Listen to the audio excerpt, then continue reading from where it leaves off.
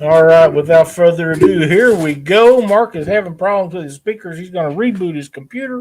He will be in here with us in just a moment. I want to welcome everybody to Panfish Nation tonight. We're going to have a fun show. We're going to talk about different things tonight. It, about are you ready for the fall pattern? I mean, we're having cooler weather. It was 80 some degrees today. First time in weeks that it hasn't been high 90s or low 100s. Man, it felt awesome outside. So I have an opinion about this. I don't know what everybody else's opinion is, but normally in my neck of the woods,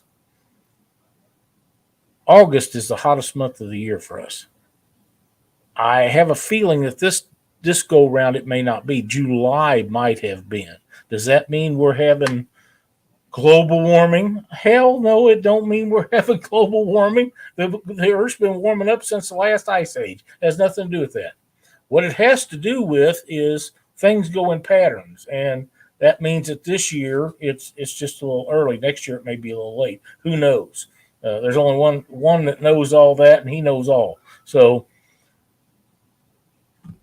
I don't think that we're done with hot weather, but I do think that we're into a cooling period right now, and that's going to move the panfish, especially crappie and bluegill, sunfish, any of those breeds, up into a little shallower water where they've been real deep or under shade. I've been finding most of the panfish that we fish for under bridges, in deep holes, and with trees overhanging them where there's shade. They don't want to be out in that sun no more than I do. So,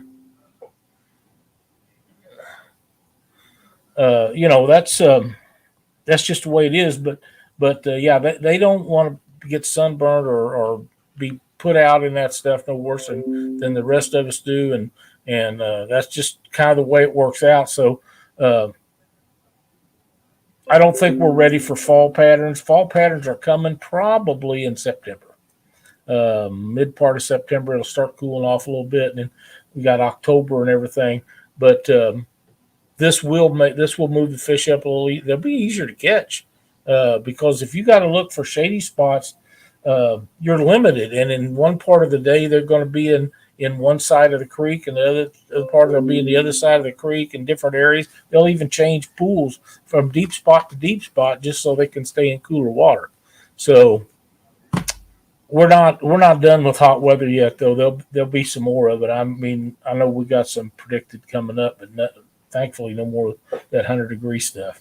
Uh, how's everybody doing tonight? I see Creole's in here. Let me go through some of these people that we got in chat. I don't have to button up here. Pontoon Jody was first. Suckers. Uh, Glad to see her in here. Chrissy Brown, Creole Catfishing. Up JG Hill Studios. Let's see. Twisted Fishing TV. Hey Frank, how you doing? Cool Cats Fishing. I noticed that some of the leaves are already falling off the trees around here.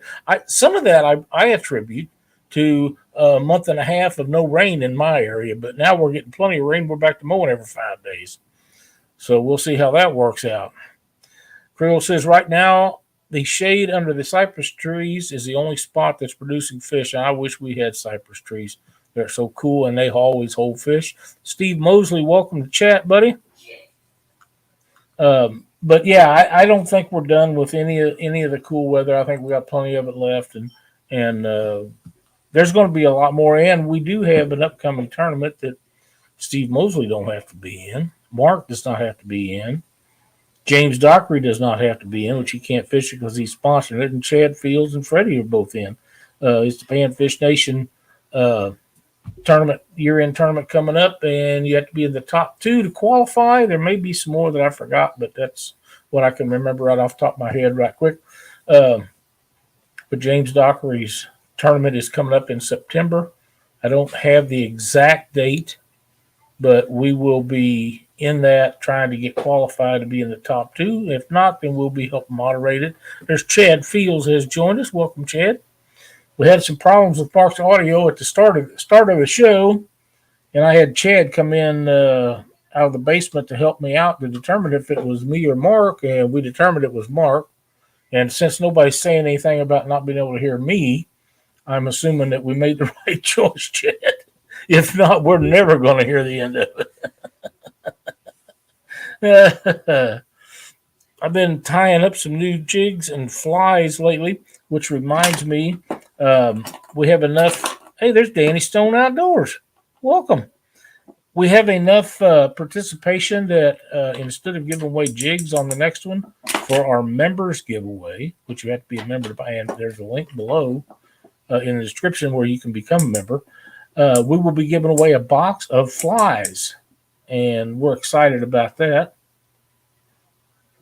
There's Mark in. Is he coming in? He's in the basement. Whoop, he gone. Feels the Water says even Mark's computer doesn't want to hear him. You're very bad tonight, Chad. But yeah, we're going to be doing a members giveaway for flies, and I have a bunch of new ones. If you check the Panfish Nation Jigs and Flies YouTube channel, you'll see that I posted a bunch of them, but I've probably got that many or more new flies coming out. I done 2 or 3 today that turned out really well. Yes, you are, Chad. So stay tuned for those. I'll get them posted as quickly as I can. And it rained almost all day today. I was planning on going out and trying some of those flies out, but you couldn't. Are you talking about those flies you caught in the trap in your yard? It's on my front porch, and I do have a bunch of those, Danny. But Crappie Day Fish On, welcome. But I'm going to be testing those out. Oh, I got a dog nose in my leg. And seeing how they work. I got a new one today that a guy come out with, and I immediately made 1 or 2 like it. I'm excited about it. Red and black is a great color for patterns for fly fishermen. So I think this one will turn out really well. We'll see. It's a little longer than some of them, but it's not real long. But I'll get some pictures posted. You guys like them, I think. That was a highly crafted fly trap. Took 2 geniuses to build it.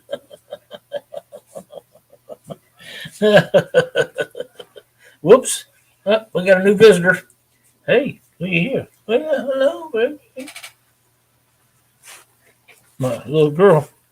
Chad left his flies in a bottle on our front porch. New flies are always fun. Yes, they are. Hey, welcome, Matt. Glad to see you in here tonight.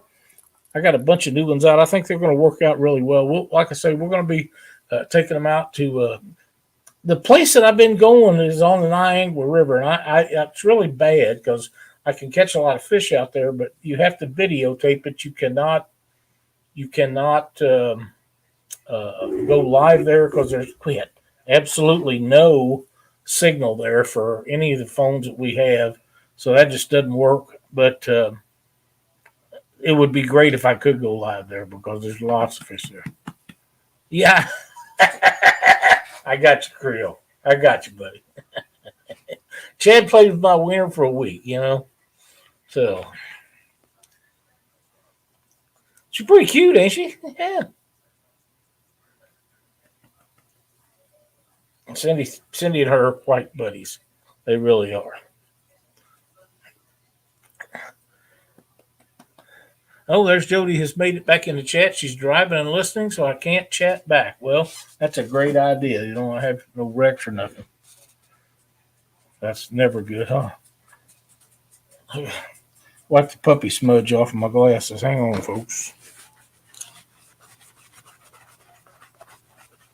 Mark is really struggling getting that thing going today. We'll make it. He'll get it lined out. Is there any bacon residue on that mite? That puppy sure is trying hard to lick it. Well, there's none that I'm aware of, but you never know, Danny. You just never know. I eat a lot of my meals right here at my desk, so I agree. Cool Cats. We've always had dachshunds, and we was without one for a couple of years after Rusty passed, but we got this one, and she's just part of the family.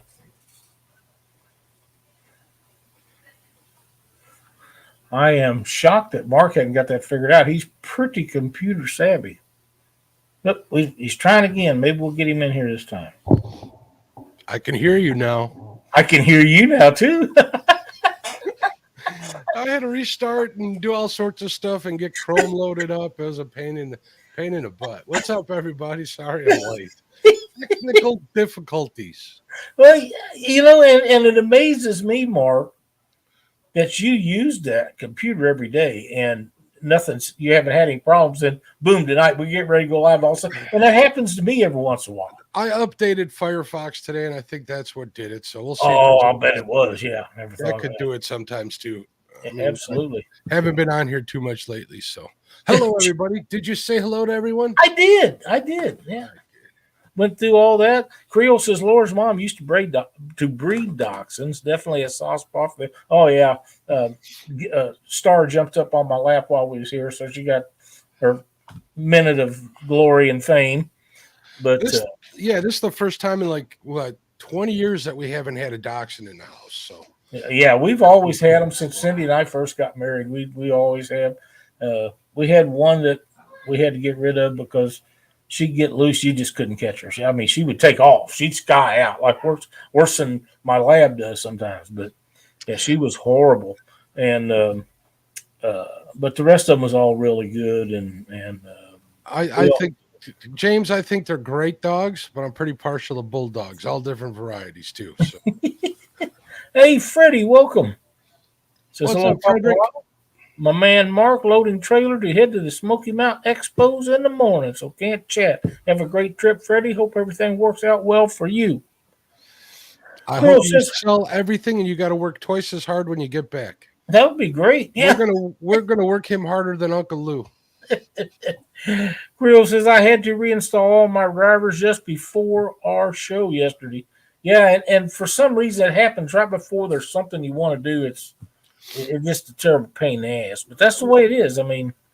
Well, you don't know it's broken until you try to use it. That's exactly right. And how many of us test things during the day to make sure they're going to work at night? I used to do that. I used to do it too. You don't have problems anymore, really, for the most part, so there's no need. But I haven't had a problem in probably 18 months or so. Right? Yeah. Frank says, I got a bully. She looks like a wiener pit bull. I've seen those. Those are pretty interesting looking dogs. A bully wiener. Mm-hmm. They do call them wiener pits, I believe. Is that right? Hey, Daryl, welcome. Hey, there's Daryl. Daryl's been messaging everybody. I got to bring this up while he's trying to. I was getting ready to, so go ahead. Yeah. He's trying to sell some raffle tickets. I believe it's $5 a piece. He's giving away an Uncle Lou rod, gift cards to Amazon, I believe, and some other good stuff. So contact Daryl on Facebook at Trophy Seekers Outdoors or his personal account and tell him you're interested, and he'll sell you some raffle tickets. The proceeds are going towards helping Bobcat out. He's fallen about some hard times. Make sure you include him in your prayers. Definitely, he's a big member of the community, a heck of a fisherman. We wish nothing but the best for him. So that's right. We've had Bob on guest on Catfish Weekly several times, and he's a super nice guy and helpful to everyone. So absolutely, and keep KP Kenny Powell in your thoughts and prayers too. So definitely, Kenny's going on having some difficult times. There's so many people that aren't doing that. James Smith had I heard some stuff that James was in the hospital too. I'm not quite sure what was happening, so make sure you're praying for him too, folks. Kevin at K&B Angling, Kevin, also known as Calvin. You got to be around a long time to know what that's about. Yeah, you have to be. Well, I wish Kevin the very best, and all of them. All of the guys want the very best for all of them, and hopefully everything will work out for them. And Mark, it could be any one of us next. Don't say that. No, it could. That is just the way it is. So remember that when you're on the line about helping these folks out, because they need the help, or people wouldn't be putting the effort forward to get it for them. I've been through a bunch of stuff without, like anybody else, and there's a lot of people that do, and worse than me. But what I've learned in life is nothing bad happens until it does. So live life every day like it's your best. Go fishing, kiss your wife, your girlfriend, hug your kids, your pets, all that stuff. Make That's sure you do it and thank the man upstairs. That's all I That's got right. to say. Greg Burgess, welcome. There was a message that I just seen that a guy thought the reason that you was late coming in had nothing to do with audio. He What? thought maybe this had nothing to do with. He thinks the reason you was late because you was dry humping your live scope. No, not yet. And it's coming though. I got parts coming tomorrow to finish the mount. Tomorrow we'll be dry humping that live scope. Did we say that during a live broadcast now? I'm excited. Also, I'm taking a boat in on Tuesday. They're going to install the mounting plate for the shallow water Anchorman. I'm going to be rolling. But you know what I did on Monday night? No, tell me. I put the first scratch in her. Oh, you should have just put one in it when you got it and called it good. I'm telling you, I got like the second smallest cat of the night. I did pretty good. We got like 10 channel cats for the end of the night. It was done. Very nice. And I went to boat flip this small one, and the hook came loose, and that 5 ounce anchor or 5 ounce weight went flying up and hit the top of the gunnel. It's like, I kept my composure. I was going to cry during the live stream, but I held it back like the professional that I am. And then I went home and cried myself to sleep, Lyle. I got you, man. I understand. In 1979, Mark, I bought a brand new Ford pickup, my first new vehicle of my life. Well, that was your first mistake, buying a Ford. No, that was the first positive thing it done. I worked for a construction company at the time and run some equipment, but mainly worked on the equipment. And I rebuilt levees on the Mississippi River for a duck confinement where they do ducks and geese and stuff like that. And they was harvesting corn. I parked way out away from everybody. I had to walk 100 yards to get to where I had to work. And there's a guy picking cornfields. So of course we parked where the corn was already picked. And somehow that corn picker head ended up with 2 holes in the side of my truck in the bed. Second day I owned it. I was so mad I could have killed that guy because he had to have done that on purpose.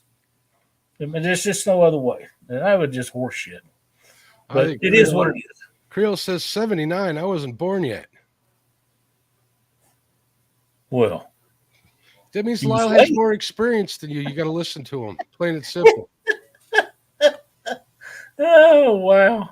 Wasn't born yet. 1979, you wasn't born yet. Hell, I've been out of school 3 years. I didn't graduate high school till 1988. Wow. Cool Cat says, oh no, it's a sad day when you get the first scratch. Sadly, I have a bunch of dings and dents already in my boat.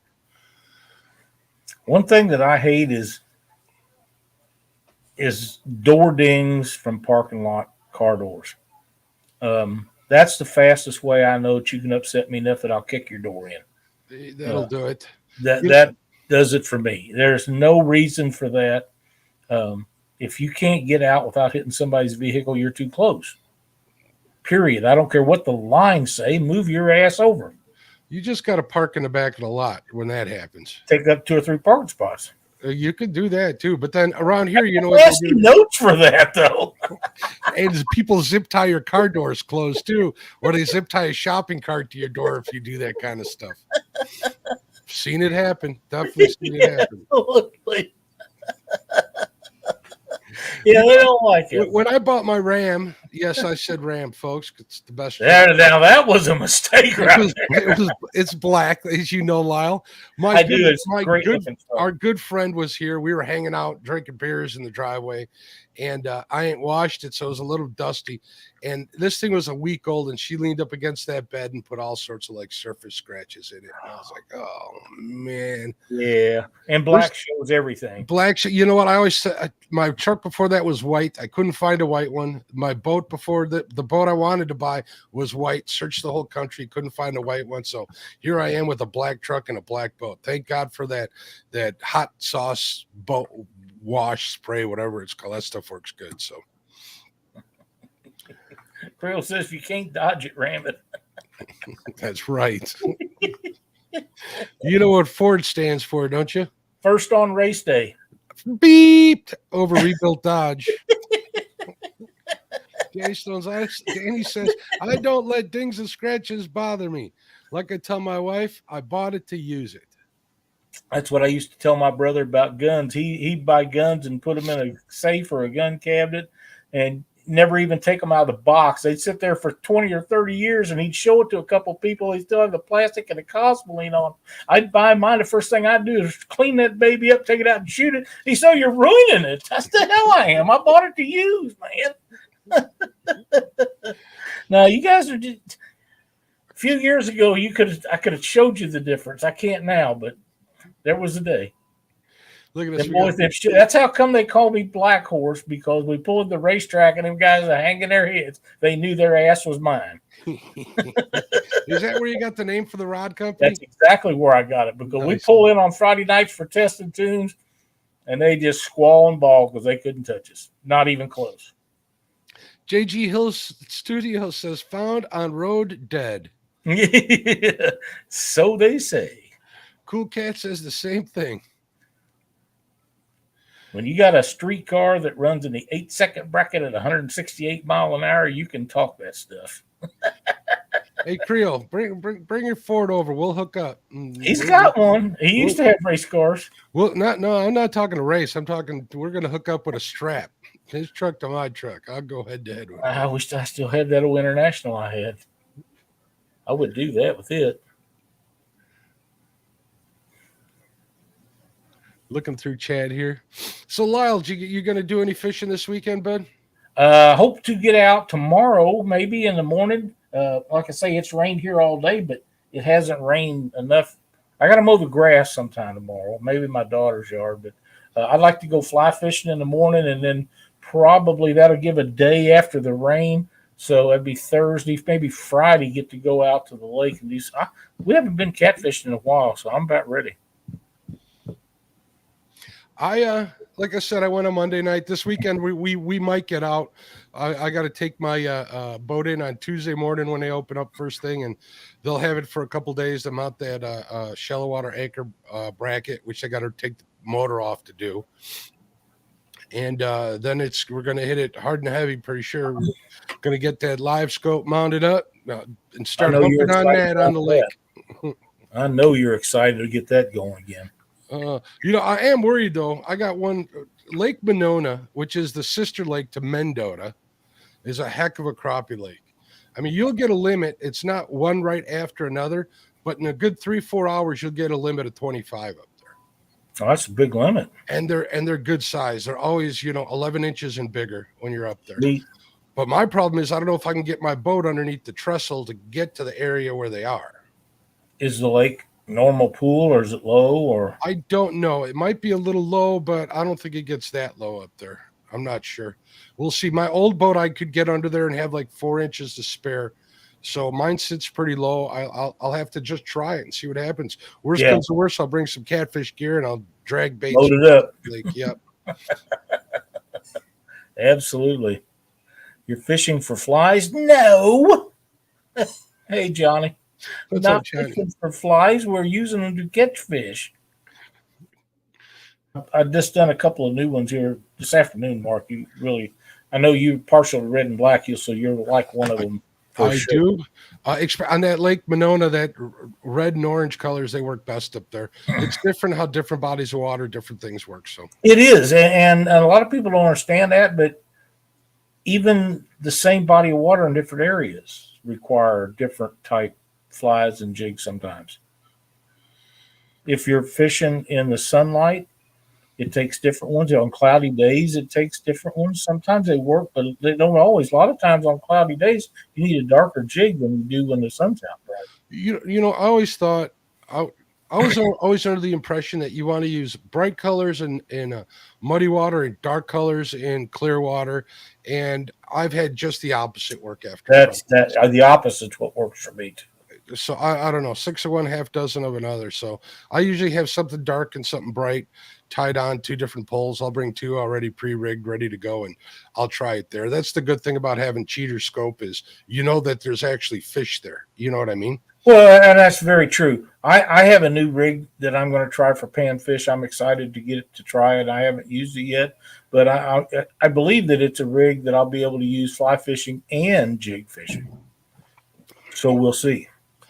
Jody says, I want a boat like James. Very nice. As long as it doesn't have a kitchen in it, Jody, I'm behind you 100%. A kitchen? No kitchen in that boat for you, Jody. Oh my God. Mark Barnum, how you doing, buddy? Says, dark colors on bright days. Did I say hello to David Smith? Hi, David. Hello, Chrissy, Ernie, everybody in chat. Sorry I wasn't here to say hello to each and every one of you. I forgot where we was at. We got off on saying hello to everybody. But yeah, I got a new rig that I'm excited to try. It's new to me. It's not new to the world. It's going to be a double hook rig, and I'm going to try this fly fishing and jig fishing both. If it works, I'll share it with everybody, and we'll see how everybody else likes it. But I think it's going to be a lot of fun fly fishing. And you'll use one of the bugs for an attractor, which will probably catch fish. They do. I'm using them now, and they catch fish. And then one for the just below the surface, say 6 inches, wet fly, and then go down there, tie it off to the hook on the other one. So I think that'll be a killer pattern for fly rod. I think that's a good rig to have. I use a rig similar to that when I'm fishing for crappie up on the Wisconsin River in the fall. But what I do is I'll use like an 1/8 ounce jig on the bottom and a 16th ounce jig up on top. But that top jig, I use a little longer dropper loop on there, just so it kind of that 1/8 ounce jig will get that down there, and that 16th or 32nd ounce jig will kind of float behind it because I'm fishing in current up there, and that seems to work. It's almost always I get them on that top jig though. I noticed. Oh, you'll get them on the top jig. On the top jig, yeah, they like that flutter because I use a dropper loop of maybe 6 to 10 inches, so that it's actually trailing behind it. So think of it like a bumping rig. Yeah, I wanted to see what Jody says. My mom is going to teach me to cook. God bless her. Does she know what she's in for, Jody? Hi, Annette. I don't think anybody timed you out, James. Hold on, let me see. Oh, I have no idea. I don't see it. Wasn't me. I don't ever do that. If I time you out, you're gone. Uncle Jeep is a fly fishing noob. Yeah, me too. You know, I think I'm going to videotape it when I go out for the first time with a fly rod, so everybody can get a good laugh out of it. So, just do you have somebody up there that is a fly rod fisherman? Not that I like. Okay. If I must be totally honest with you. Well, it's always good to go with somebody with a little experience the first time. We have a guy down here, and I have to talk about my experience with this person hasn't been very good, so we're not going to go there. Okay. The guy that I know here locally that built my first fly rod for me, that has a big fly shop over at Bennett Springs National Park, just up the road from that. He can take somebody that absolutely don't know anything about fly fishing and take them out and show them in just a few minutes, have them casting really well. But that's what he's done for, I know, 40 or 50 years. I mean, will you stop growling at me? I thought that don't be nice to your stomach. If you don't pet her or play with her, she gets mad, growls at you. Do not look down when you say if you don't pet her. All right. See what happens when I have computer problems? I lose it. I'm like all over the place here. Mark says we fly fish for trout during hatches. A lot of people think fish are breaking the water, but they're feeding on top. That's not true. I agree. Jody says, I think it may be too late in the game to teach you. Oh, that was Chad who said that to Jody. Oh. That makes it even funnier. Daddy says he used to fish an old farm pond full of hybrid bluegill. Used a popper jig with a fly tied 8 inches below killer rig. Yeah, those hybrid bluegill they get bigger than normal bluegill and fight at least as hard, maybe harder.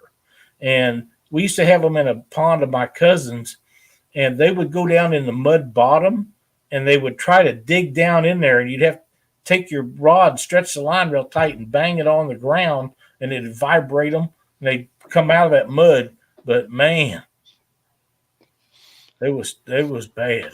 Now, this is the funniest comment of the night right here. Uncle Jeep, come fish with me. I'll teach you. I'm already a pro, from Mr. Chad over at Fields to Water. And here's the culprit that booted James out. She has no shame. She says, I did it. Can't make fun of my fords.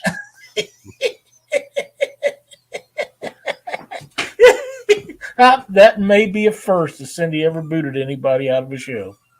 There's Alex. What kind of fish make up these hybrid bluegill? That's a good question. I don't know. We had Koa on here, who's a marine biologist. That's probably a great question to ask him, Alex. Do you remember what his channel name is, Lyle? Unfortunately I don't. I don't right off the top of my head, but he is one of the most full of knowledge people about panfish that I've ever been associated with. He talked about things that blew my mind, and I was very impressed with him. And we've got a date to get him back on here, but he's really busy right now, so it's kind of hard to get him lined up. But we're gonna do that. But that'd be a great question for him, Alex. And if I remember, I will make sure to ask him, because it seems to me at one time I did know which ones it was, but I don't remember anymore. When we used to catch those in Gene's Pond, it was, early 1970s. I was just a kid. I didn't have a driver's license. I had to ride out there with my brother. We catch them at night. And they was 10, 11 inches. They wasn't all that big, but a lot of them was 10, 11 inches. They was big fish. Yeah, I can tell you the difference between a hybrid and like a regular bluegill or a pumpkin seed and stuff like that. But how they get that way, I don't know. I know that the hybrids, they're awfully kind of monotone with black scales on them, up and down, erratically spots or whatever. Not like a crappie or anything, but you can definitely, if you held up a bluegill, they're nice and colored, with even a red belly and the larger ears, and same, a pumpkin seed's got what looks like pumpkin seed spots. But the hybrids, I think they're just a product, because every time I catch any hybrids in my one little trophy pond over here, they the other fish that are in there are your standard bluegill and pumpkin seeds, and I think somebody put some shell crackers in there, because there are not mussels, but the small little snails down there, so which they feed on, I believe. Yeah, I think them green sunfish eat them too, because they got a bigger mouth and they can get them in there. Where bluegill's mouths are a little bitty. They're a little selective on what they can eat, but green sunfish and some of the others, the red ears, they can get a pretty good sized bait or something in their mouth. And of course, a lot of them are bigger too than bluegills. I've caught plenty of green sunfish when I was fishing for them for bait, and they were stunted in this pond. But even at the smallest size, they were pretty voracious. They were pretty hardcore, going after whatever hit the water. They're pretty fun to catch too. Mark Barnum says, if you're seeing their mouths, they're eating on top. If you're seeing their backs, they're feeding under the surface. That sounds like a very good thing. Chad Field says bluegill and green sunfish make up a hybrid. I thought that's what it was, but I wasn't sure enough to say. Green sunfish get pretty good size, and like I say, they got a bigger mouth, so they can get bigger bait. But man, them things fight hard. Wow. Them hybrids are just, they're great fun. I think a bluegill is probably one of the strongest pound per pound fish that there is, or ounce per ounce, however you want to call it. But a green sunfish is right up there with them, and you get them two together. Not only take a bigger bait, they can fight forever, and they don't just fight and then wear down. They fight all the way back to the boat or the bank, whatever the case may be. So they are a blast to catch. I love catching green sunfish, and I have mixed feelings from people that says they can't catch they use them for bait and don't have any success with them. I've had great success with them Oh for bait. man, They're awesome bait. there were out of all the panfish, the green sunfish is probably my favorite bait to use. They work good for me. I don't know if it's the smell of them. I've used them for live and I use them for cut bait. Either way, it doesn't seem to make any difference. And Frank says rock bass get beastie. Yes, they do. Yeah, I was fishing in Minnesota a long time ago up on Lake Winnie, and we right where the Mississippi River starts, Lyle. That's where the headwaters are. It comes out of Lake Winnebegoshish, I think it's called. And the rock bass up there were abundant. You couldn't get past them. We were fishing for walleye and outside of weed beds and stuff, and during the summer, and we were on the rock bass that whole week we were out there. Big ones too. Wow. I guess got a message. I got an answer right quick. Uh-oh. Lyle's got a message. So yeah, we're going to I'll probably get out this weekend to do some pan fishing. I'm trying to stay off the lakes. I made the mistake of going out there with the wife, and it was crazy busy. Let me see. I'm excited about that aspect for you because before your lovely wife Sheila would never go fishing with you or go in a boat or do anything, and now you've got this new boat. She seems to be enjoying the boating. So, well, the boating so far, getting her to, she says, all right, now you guys are going to, I don't want anybody to dislike her or hate on her, but she says she doesn't like fishing. It's boring. She likes catching. That's what she tells me. Well, then you hook them and let her reel them all in. Whatever it takes, dude. I'm telling you, I got to take her dragging for some channel cats, and she like that. I'll take her to my little. I'm not going to take her to the trophy pond because that'll ruin her for bluegills. I'll take her to one of my. Yeah. Hey, I'll take her to one of my bait spots, and we'll go there first. Even if she wants to sit in the boat while you fish and read a book, she's going with you. That's a good thing. We'll have to bring the pups. I don't think she'll mind that at all. Probably not. They'd give her something to entertain her. Or entertain them, whichever the case may be.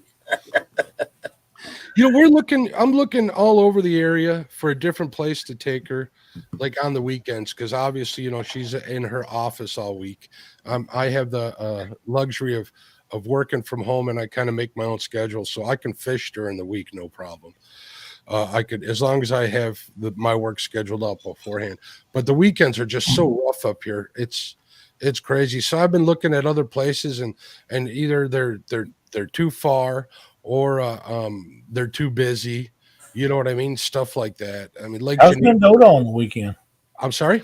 How's Mendota this time of year on the weekend?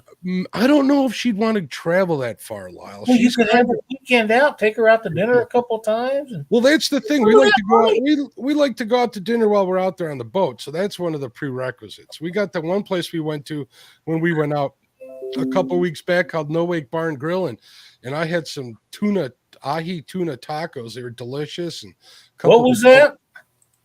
Couple of adult beverages. Ahi tuna tacos. Please explain. It's actual like tuna you catch in the ocean, and they cut it into like these slabs, and they cook it like rare and throw it in a taco with a little bit of slaw and some spicy dressing. Oh my God, it's so good. Sounds pretty tasty. So good. And then I had an adult beverage. What was it? I had a key lime margarita. That was delicious. Really? But yes, it was. I don't drink too much sweet stuff. Frank says, I think flatheads comb me shallow rocks for green sunfish. I have watched them in the Maumee, and I'm sure that's what they're after. Frank, I would probably agree with that. And the reason I say that is they have an odor to them different than, say, a bluegill or a green sunfish, and they're bigger. Or not a green sunfish, but like a pumpkin seed or something like that. They're bigger usually, so they get more for their effort going after one. If they catch one, they got something. And who wants a 4-inch bluegill when you have a 6 or 8-inch green sunfish? I think it has more to do with how lively they are on a hook, Lyle. To be honest with you, I think, when you're fishing, well, at least this is what I've learned or in my experiences, I'm not saying it's right. I'm saying this is what is proven to be the fact with me is the livelier your bait are, the if you got a flathead 100 yards away, you might draw them in. The livelier the bait is, I will agree, that will help you catch flatheads. You know, when them bluegills lay over on their sides, it's time to switch them out as far as I'm concerned. JG Hill says Mark will not take his boat downtown in fear of tire stealing while at the stoplight. That ain't no joke. I'm more worried about it being parked in the lot, but that's another story. That's probably true. Quiet Man Curtis, welcome. What's up, Kurt, man? But yeah, you know, I have to say though, Mark, for a long time, and they still do it today. People go down and sit on the riverfront below the arch in St. Louis on the Missouri side. That's a really, really rough area of the town to fish.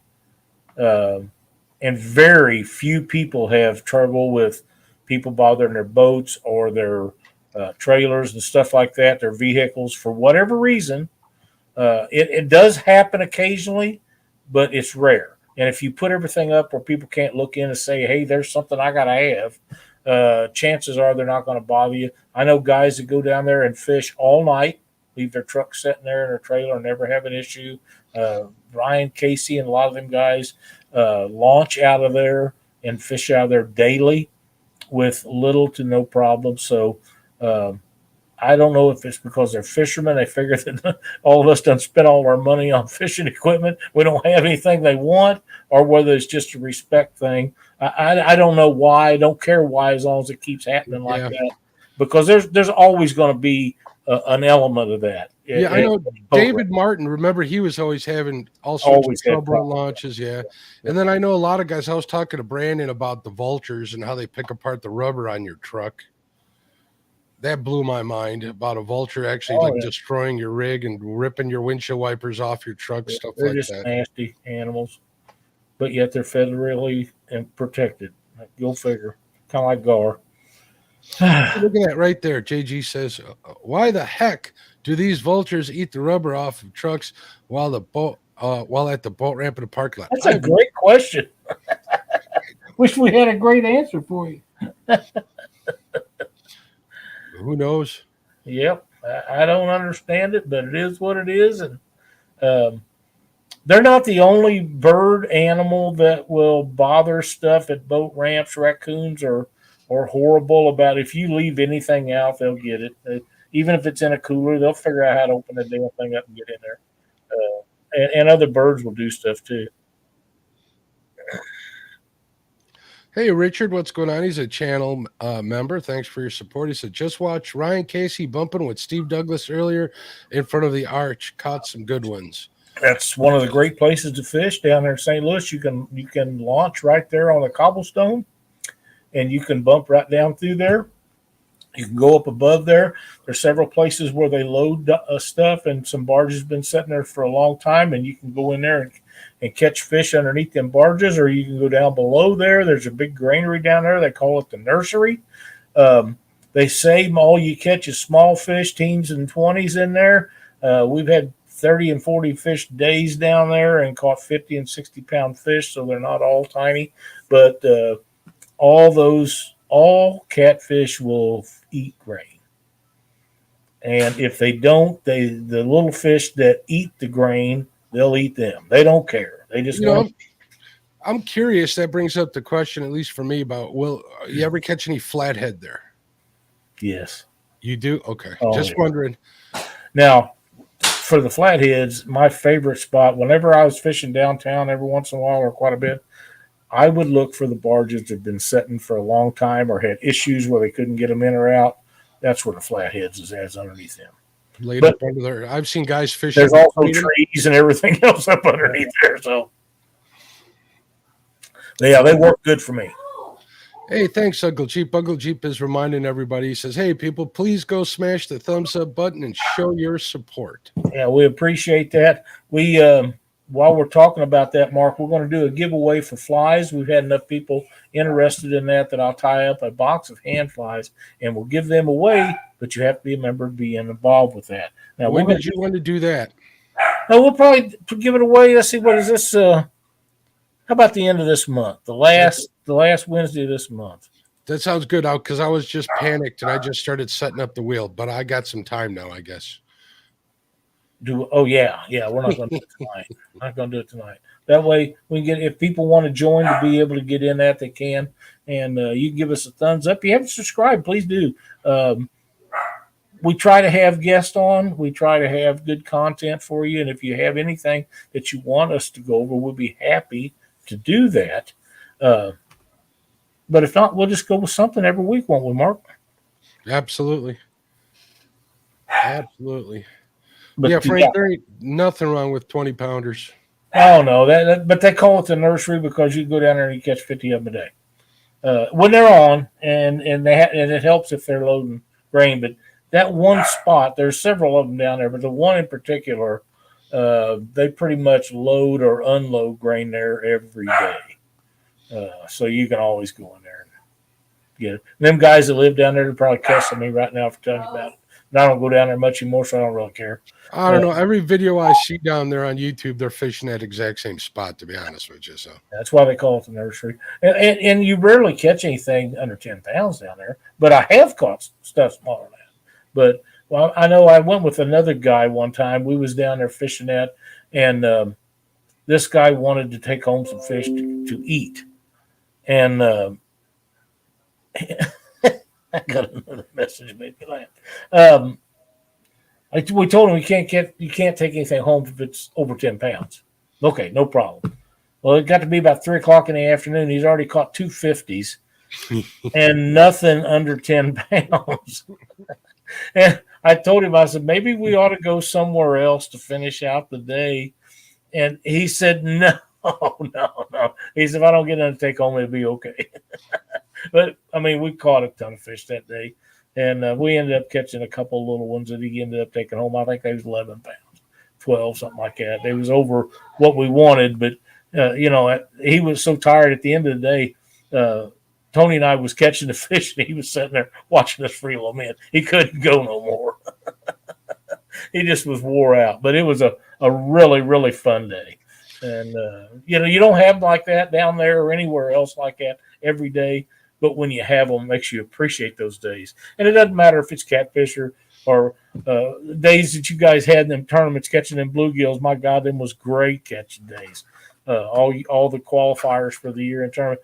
When you're catching 30, 40, 50 or more bluegill a day or panfish a day, that is a hell of a day. It's a lot of fun. And we got to remind everybody that the next day for the tournament is on Josh's channel, the Weekend Angler. So contact him. No, James Dockery's. Oh, James Dockery's having it. That's right. And that's going to be here on Panfish Nation. And do you remember the date, Lyle? I do not. Let me see if I've got it in my calendar. Hang on just a second. We'll have it there where the top 2 people that win that day will go to the championship, which I am fortunately in already, and so is Chadwick and I'm not. Steve Mosley. I don't have it on my calendar. Dockery. Maybe Chadwick will put it in chat for us. Yeah, Freddie's in it too. Yep, Freddie and Chad had a good day the very first tournament. They really did. They scored big, so they're in. And cold weather bait fishing ideas. Drop shot, slow. Yeah, drop shot and live bait. Fishing worms work excellent in cold weather. I would use small plastics, but that's just me. That works pretty good. A scent don't hurt. Gulp, live. Yeah, downsize your baits. Drop shot. Yeah, cut them in half. Yep. Whatever you got to do. Use wax worms. I got one right here. There you go. I got one right here that'll work for you, JG Hill. Let me see if I can get it on a careful. Do you want me to give it a solo? Yeah, go ahead. There we go. This is a plastic. It's pink. That is just under 1 inch long. Is that a Miss Bacon? That is a little Miss Bacon bait. If you're interested, you can find her on Facebook. Also, Those work amazingly well. Turner Fishing here on YouTube. You can contact him over at Crappie Man Jigs. He sells a lot of downsized baits too, and He that does. green color he has is a pretty good color. I And ain't he's gonna got lie. them on sale right now. I got a thing in an email today about them. I was watching some of his videos today, and he's a pretty knowledgeable cat. His dad was a His tournament dad crappie. is a big time crappie. Yeah, dad's tournament crappie fisherman. I think he's still with us. If not, Yes. okay, great guy, and he learned from him and added his knowledge to it. And I was watching how to catch summer crappie because I'm getting ready to start hitting them pretty hard. I need a fish fry here at home. My buddy, we caught those channel cats on Monday. I sent him home with 2 channel cats, and he sent me a picture of them all fried up, and all it did was make me hungry, Lyle. So I need to have a fish fry here pretty soon. Yeah, I got you, man. I haven't had one. I haven't had any catfish in a while, and I'm ready for some. So the first time Cindy and I go out, we're going to be going after eaters, not big fish.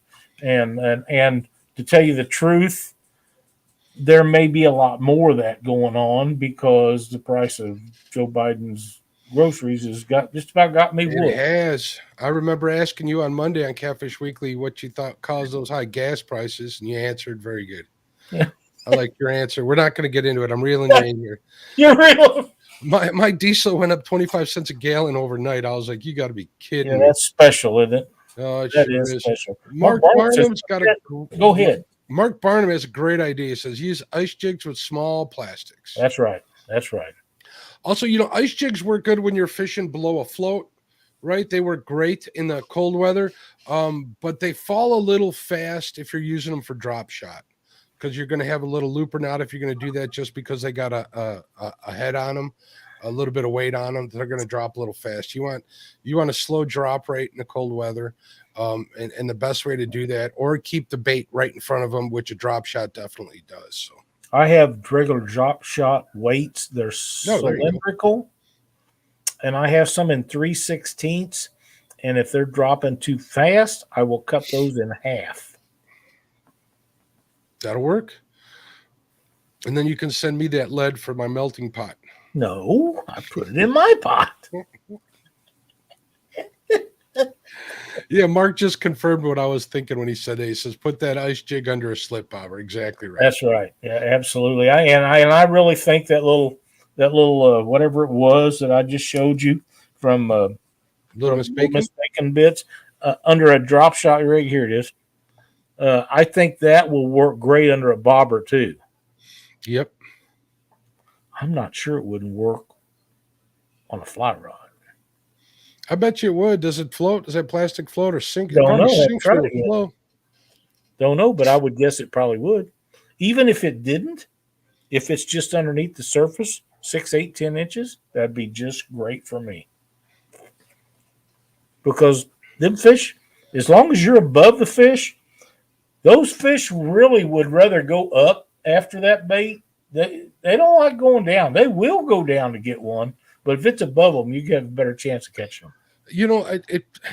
It's funny you mention that because I've had times where I would fish under a float, or then I would just get the baits out there as best I can if I'm on a dock or something, and just let them fall, no weight, no nothing, and I wouldn't get any bites, and then I'd bring out something with a small little Carolina rig on there with a worm on the bottom, and that would do it. They must be feeding on those little snails I'm talking about here, or even little bugs or something out of the water. So that does work from time to time. It doesn't always not work. So yeah, Jason Persinger is another good guy that you can get a hold of for great plastics. He has some really cool stuff too.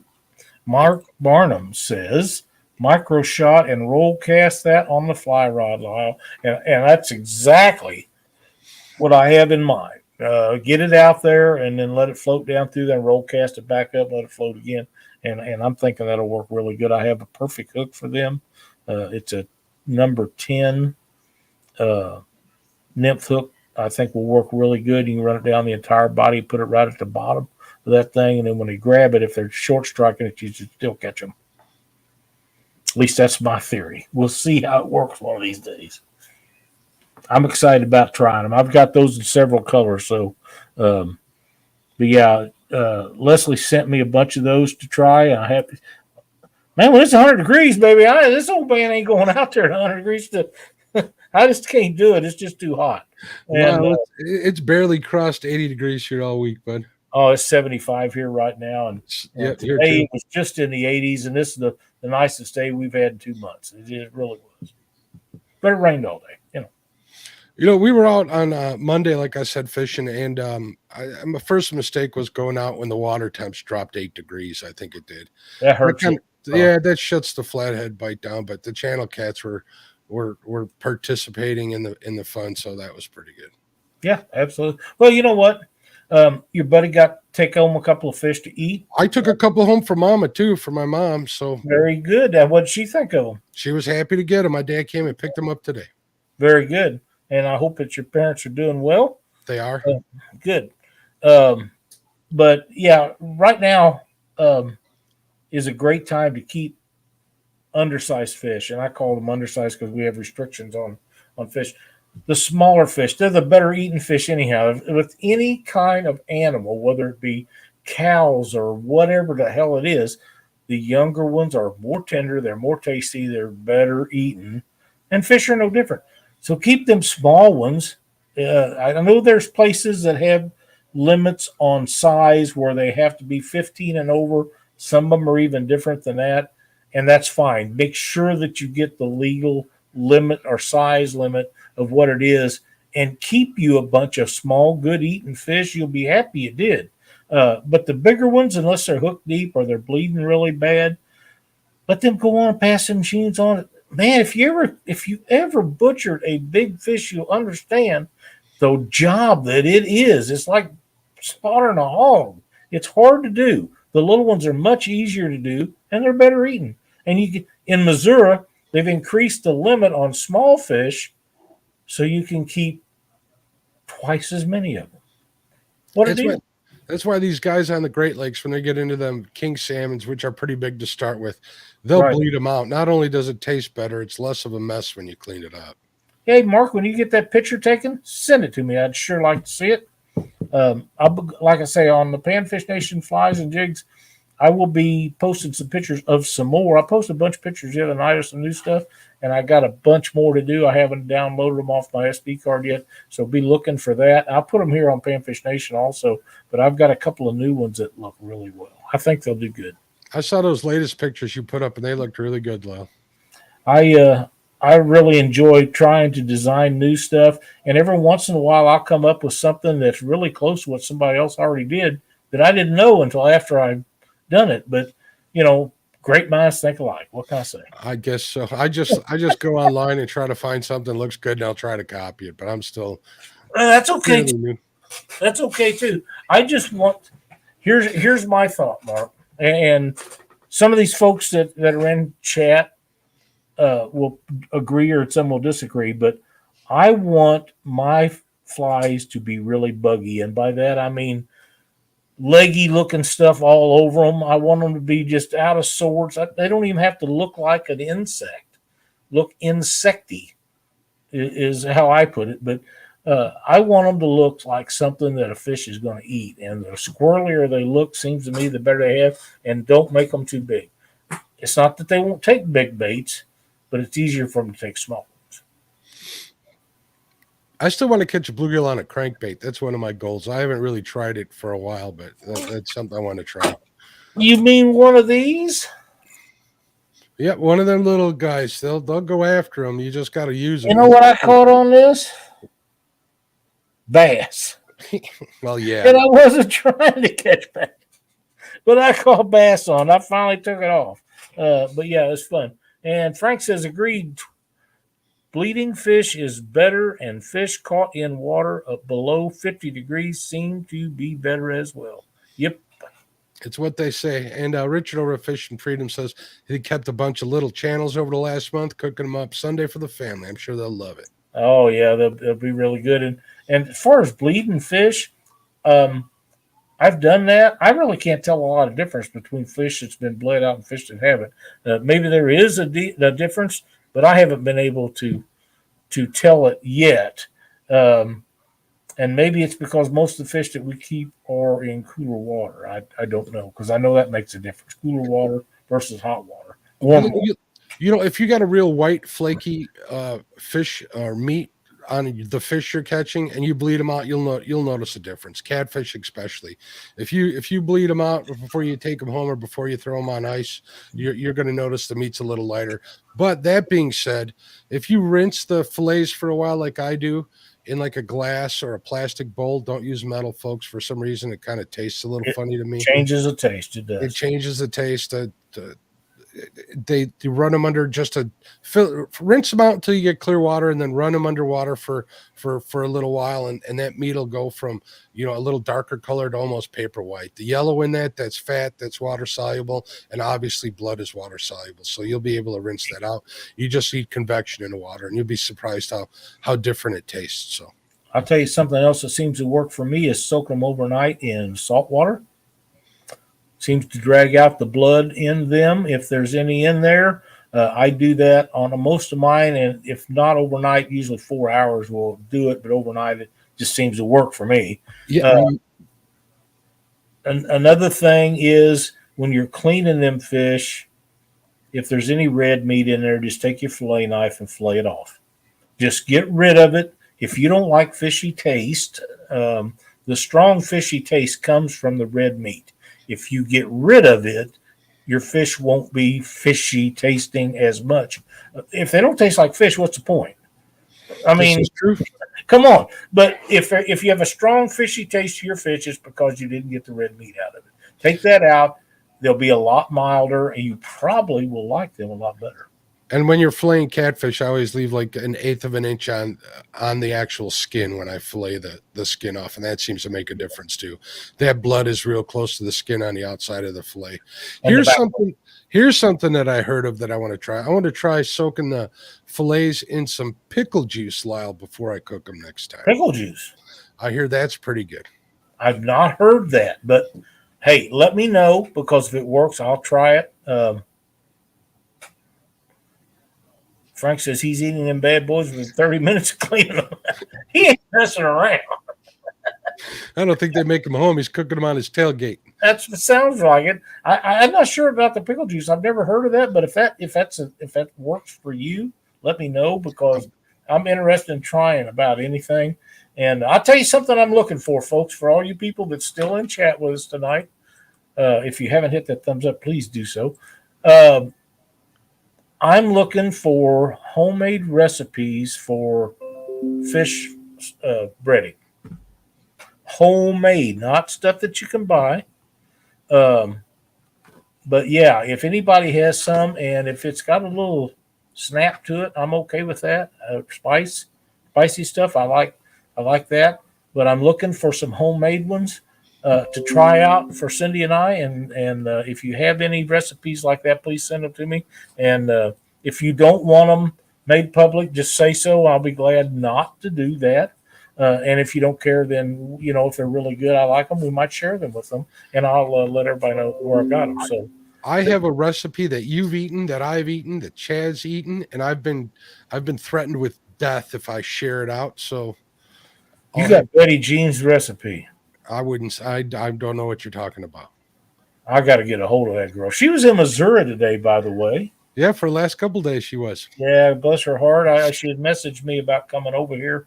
I know they're on a work mission, so I didn't bother them, but it'd been nice to see them while they was here. Trust me, I might have an idea, since that's all going on over there in Missouri. Yeah, it hadn't went through. Last I knew, it hadn't went through yet, but we'll see. That'd be fun. Dan Riverboy says, I keep a bucket of ice water next to my fillet table, throw them right in there as soon as I fillet them. When I am done, drain the water off, fill with fresh water, then bag them for the freezer, double rinse. That'll work too. Yep, absolutely. Absolutely. And Timelina, the great Timelina, says pickle juice is great brine for fish. Wow. Hey, who's going to argue with Timelina? Yeah, and Big Skip says put a 1/4 cup of vinegar in a gallon of water and soak them. I think that's the deal with pickle juice, is that there's vinegar in there. So that makes sense to me. Frank says crushed Doritos is easy and good. He's not the first person that said that to me. And the guy, another guy told me those really hot, spicy Cheetos crushed up is really good. So, Mark, sounds like some videos for you and me. I think so. I just got to get off my lazy butt and make some. Well, if this temperature will stay down below in the 80s and low 90s, it's going to be doable. When it's 102, 3, 4, 5, 103, I think is most we ever got. When it's like that, I don't feel like going out there and frying fish or cooking on a grill or smoking or anything. It's just too hot. These boys are eating me up. I'm going to have to get rid of my messenger so I don't have to listen to them. They're killing me. Let me check mine.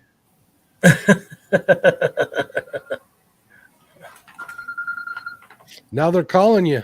That's my son. He'll wait till I'm done. He'll call his mom wanted to. But anyhow, yeah, I'm excited to try that.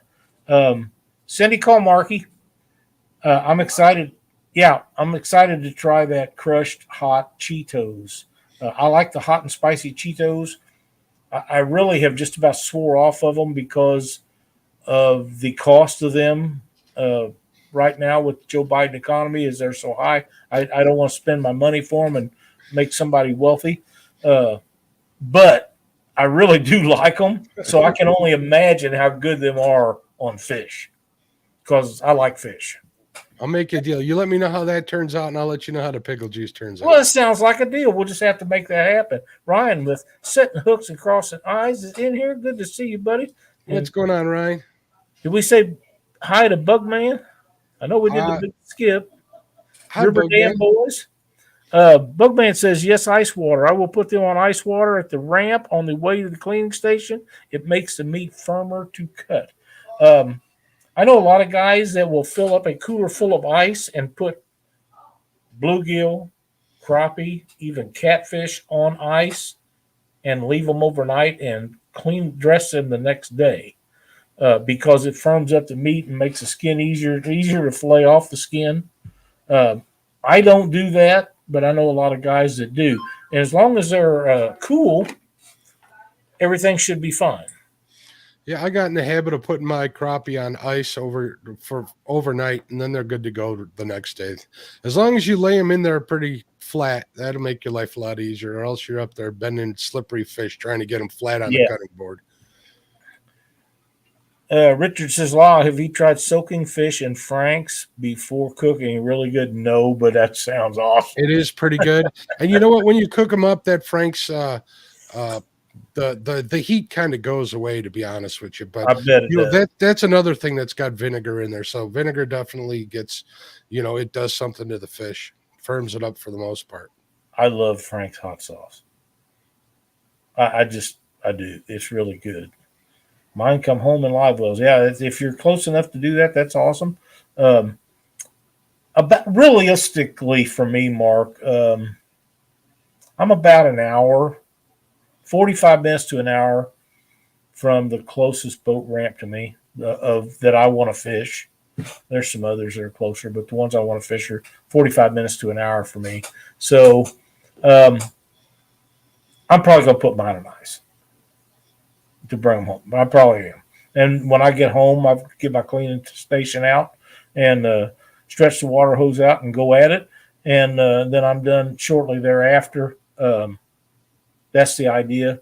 But yeah, I'm really excited about the people sending me some recipes to try. Xanarants is the last stuff that I bought. We are just about out of the Andes that I had stored up, and I got to get some more of that because that by far is my favorite. The Xanarans is really good breading. I've been meaning to try that, but I got so much of this other stuff in my cupboard, and I end up using I do a flour breading sometimes too, which works pretty good. But I'm pretty sure I can add to that Xanarans and improve it. There you go. Well, you ought to do that and make your own recipe up and do Blackhorse breading. There you go. No, I don't think I don't need any more rods to build. I got plenty. Danny Stone says equal parts of spicy brown mustard and hot sauce. Dredge fillets in that, then roll them in cornmeal. Good stuff. Sounds awesome. I like mustard. Autry House fish fry. I've heard that's really good. I haven't tried it yet. And I've heard some people use like hush puppy batter too to make them. That sounds good too. I'm going to start making when I fry my fish. I'm going to start making my own hush puppies. I've not ever done that. I kind of like them. I just never did. When I fry fish, I eat as much as I fry. So, am I the only one that does that? I gotta have potatoes on the side with potatoes and slaw with my fish fry. I don't I care like slaw too. Yeah. if they're wedges or fries or even hash browns. It's good to have taters with it, unless I'm having tacos. Mark says best shrimp sauce, motto, some ketchup, and Tony's Creole seasoning. Tony's is really good. I like it a lot. Battered fish are good too. Yep, they are. They are. Mm-hmm. But yeah, any kind of recipes like that, just send them to me, message me. catfishweeklytv@gmail.com if your recipes, if you haven't put them up, and I would love to try some. We'll see what we can come up with. And like I say, if you don't mind me share them, if I like them, we'll share them or make posts about them, make a video clip and tell who we got the recipes from, and make a great thing to put together for people to watch. So maybe we can do like a weekly thing today or this week's recipe is from Frank or from Mark or whatever. Maybe we could do something like that. From Danny Southern. Yeah. Or Danny Stone. Danny Stone, DSO. Yep. Louisiana fish fry for a commercial coating. Even better, Louisiana chicken fry is good on fish. I know Andy's makes chicken stuff and they make vegetable breading, but their fish breading is, of all that I ever used, it was the best I've ever used to date. And I'm not saying tomorrow I won't find something better, but I really like it.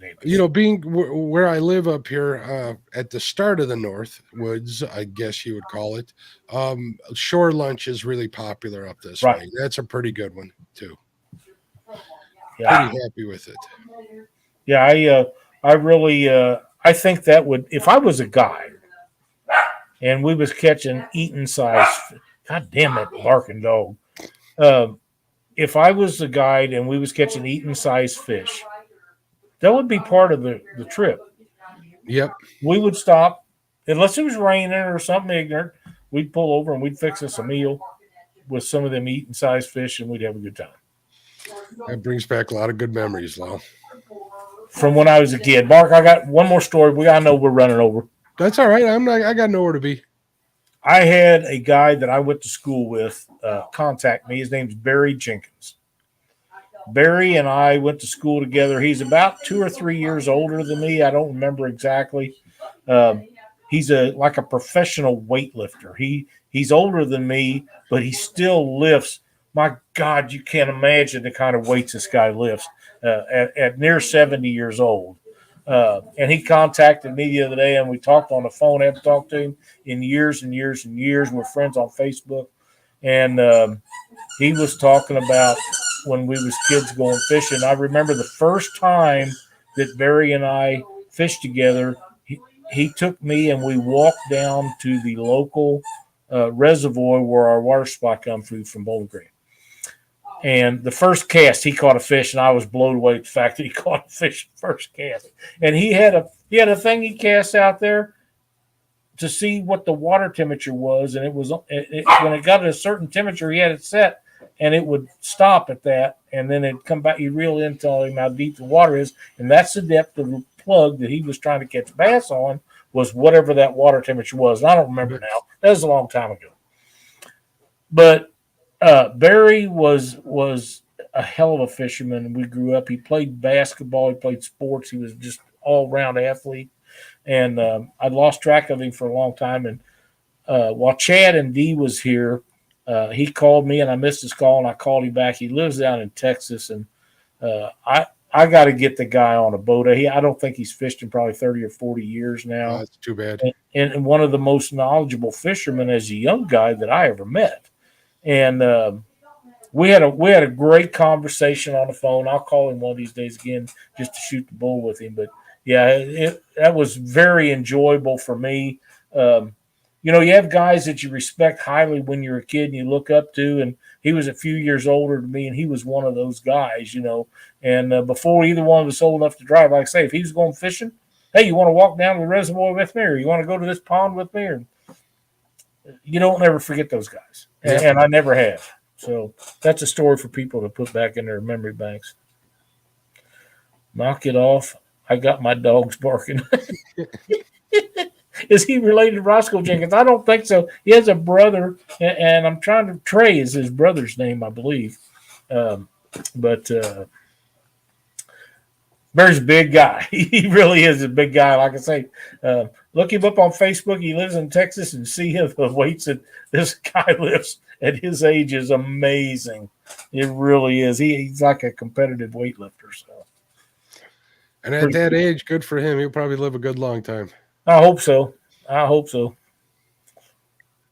My dog just run up on me looking for that squeaky toy. Well, I never had a dog that played with toys like this puppy does. She loves her squeaky toys, and she plays with them. She'll move them from my room to in the living room to the kitchen, and maybe one at a time, maybe 5 or 6 at a time. She's just crazy.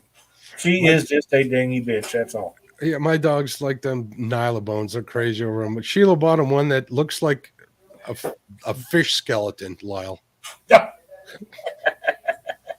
ought to suit your household really well. It's their favorite one too. They have their bone wars, I call it, over here. I got to tell you, Mark, we have this one. She doesn't make messes in the house anymore. Hasn't for a long, long time. But she will bark, scratch your cage floor, do something, aggravate you until you take her out when she's ready to go, which is fine. I'd rather do that than have a mess. The problem is I have to stay up late at night. I'm wanting to go to bed so I can get up and go fishing in the morning. And I have to wait up to take her out so I can at least sleep till daylight. Because if not, before daylight, she's in here scratching at the bottom of her cage she wants out. Because I just can't sleep with her. She's got the hottest little body of any dog I ever seen. And she'll get right up on my shoulders and my neck, and I wake up in the middle of the night, and I'm sweating like crazy, and I can't handle that. You know, we had the same problem with our pups here. And what I did is I just figured out what time they were wanting to go out in the middle of the night. And I would take about a half hour early, like for 3 days. And then the next 3 days, a half hour early.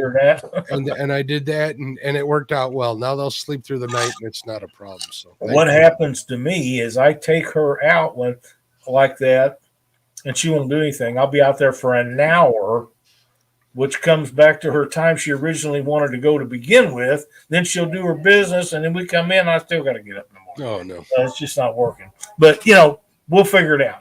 As she gets older, we try to make her hold it longer and longer.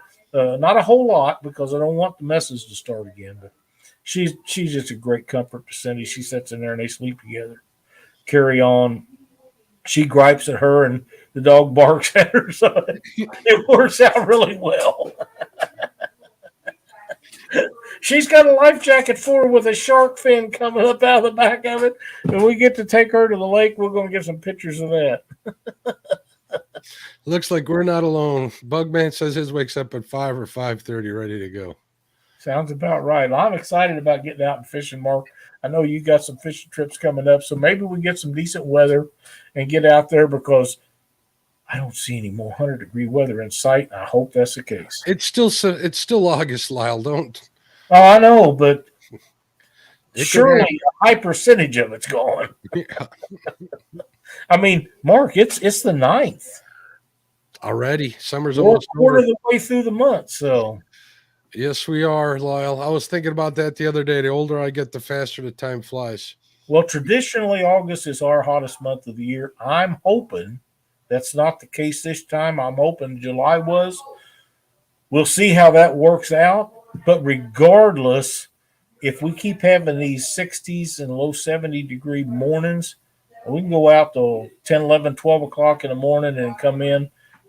In 4 or 5 hours, if I ain't got fish caught that I want to catch, then I need to be home sitting there doing something else. Yeah, I like getting out before the. I like having the boat in the water before the sun comes up and watch the sun come up. That's That's a special time. that is a good time. Get my Makes for plans some laid. great thumbnails too. It does, sure does. You got a guess? Sunset ain't that bad either, though. No, that's pretty good too. You have a guess this week on your on Not as of yet. We're going to get a guest though, since I'm not going to be out fishing because my boat's going to have to go into the shop early. So we'll figure it out. If not, I'll just pester you to come on and we'll talk some more news. That'll be fine. Or I have Lyle's rent a boat. You can come down and use. There you go. I got to drop mine off in the morning though. That's a long ways to go. Come home Monday. I used to have guys that worked for me, and they always furnish their own tools, and they'd say, "Hey, you got one of these? You got one of them?" I said, "Yeah, I got Lyle's rent a tool." I never charged them for it, of course, but it was a good joke. It was a lot of fun those days. It was a long time ago. Well, Chad Fields and Freddie will be on, and Brian B tomorrow night with the bait Fields shop. Water, the bait shop. Yep. So be sure to tune in for that. Monday night Catfish Weekly and the Catfish and Crappie podcast will be on at 7 and 8 respectively. Be fun times for that. And then we'll be back here next Thursday or Wednesday night on Panfish Nation. Anything else to close out with? I think we covered a good deal today, Lyle. It's fun as always having a chat with you here and having everybody in chat. It's always a good time. Thank you, guys. I guess the last thing I want to say is hello to Joe Buck and keep the people in your prayers that need it. That's exactly right. There's several of them. So yes, don't there forget is. that. And we appreciate you watching. We'll see you next week.